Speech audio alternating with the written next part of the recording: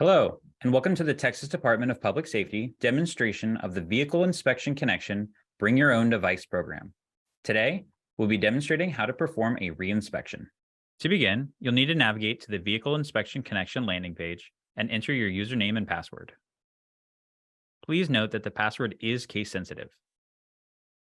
And once you've successfully entered your credentials, select Sign In. On the Select Station page, select the station where you're performing your inspection. Once complete, select Continue. If this is your first time using the site, you'll be prompted to answer your pre-selected security questions. Please note that the answers to your security questions are case sensitive. Once the question has been answered, select Continue. If you answer the first question correctly, you'll be directed to the next page. If you answer incorrectly, you'll be given up to 2 additional security questions. If all 3 are answered incorrectly, you will be logged out and redirected back to the landing page.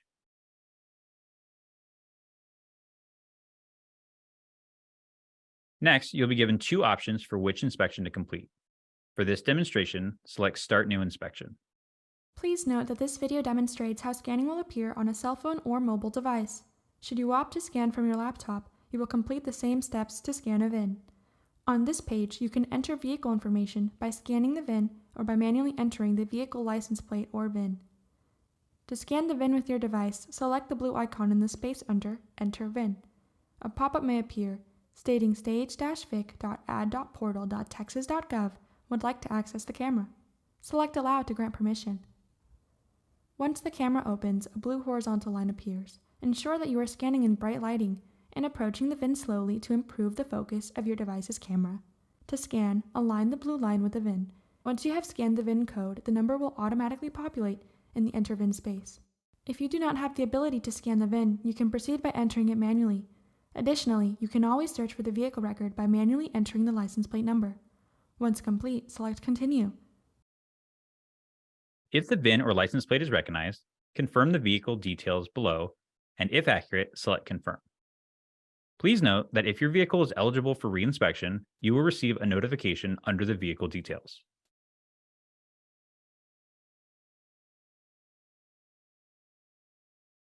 Next, you'll need to select the appropriate inspection class and vehicle type from the corresponding drop-down menus.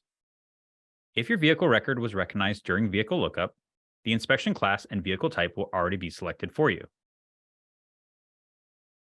Once the inspection class and vehicle type have been selected, you'll need to review the vehicle information. If your vehicle is eligible for re-inspection, your vehicle record will be recognized during the vehicle lookup.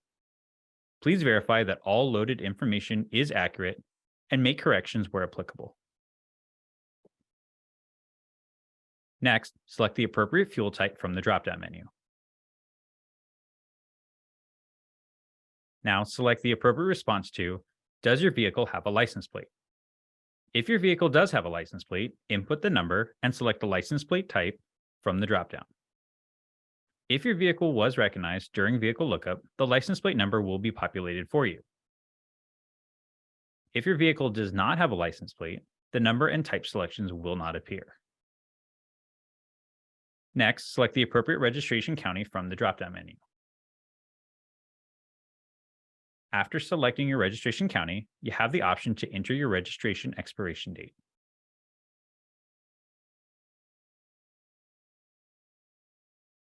Next, select the appropriate response to the question, odometer readable, from the drop-down menu.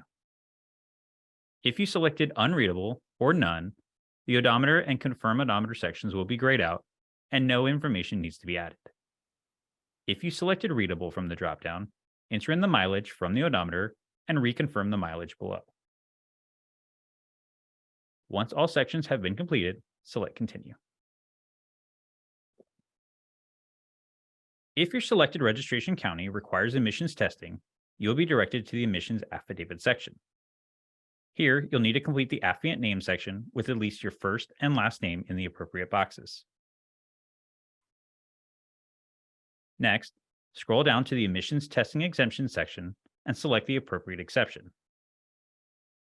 Once complete, select Continue. Next, you'll need to verify and select your inspection type.